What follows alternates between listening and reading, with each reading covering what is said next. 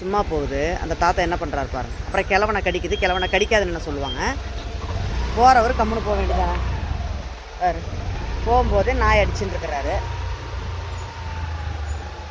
ஏன் தாத்தா ஏன் எது கல்லெடுத்து அடிக்கிறீங்க?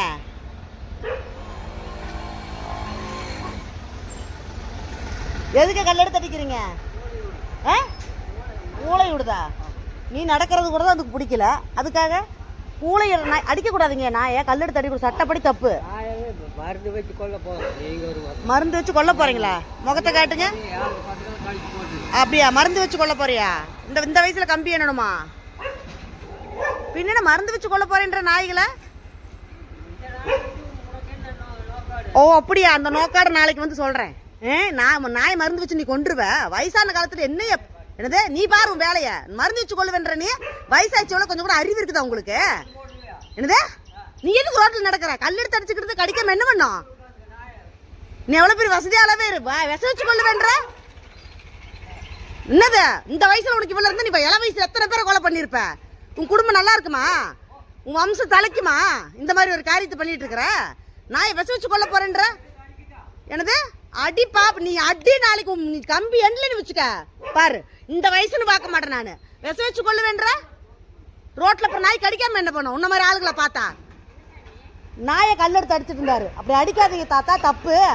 வயசான காலத்துல இப்படி பண்ணாதீங்கன்னா நாய் ஊழையிடுதான். ஊழையிடுது அதோட குணம். ஊழையிடுறதுக்கு நீ அடிச்சுன்னா என்ன பண்ணுவாங்க? உடனே நாயை நான் விச வச்சு கொள்ள போறேன் பாருன்றாரு. வயசான காலத்துல புத்தி வேண்டாம். என்ன போங்க, வயசானவர் அடக்கி வைக்கிறதுக்கு நம்ம இதுல நமக்கு என்ன சண்டை?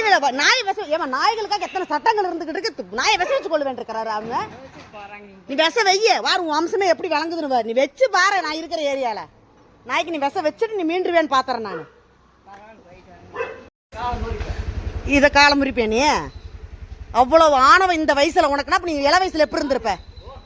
நான் யாருன்னு உனக்கு சொல்றேன் நானு. உனக்கு நான் யாருன்னு சொல்ல, நாய் அடிக்கிற உனக்கு என்ன அதிகாரம் இருக்குது? அடிப்பை விச வச்சு கொள்வேன் தைரியமா பேசுறா. முதல்ல ரோட்ல நீ நடமாடிடுவியா? நீ சொந்த வீடாவே வேறு, ராஜாவே வேறு. நீலையா பைத்தியம்? இந்த வயசுல 60-70 வயசுல இவ்வளவு கீழ்த்தரமா நடந்துக்கிறல, நீதான் பைத்தியம்.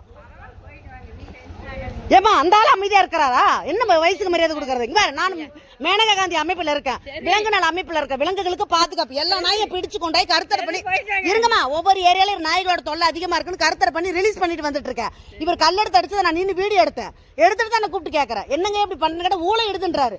உன்னை துரத்துச்சுன்னு சொல்லி நீ தண்ணி எடுத்து தொளிச்சா கூட பரவாயில்ல. அப்ப நாய் ஊழல் எடுத்து நான் விச வைப்பேன், இன்னும் ஆணித்தரமா கல்லெடுத்து காலை உடைப்பேன்றாரு.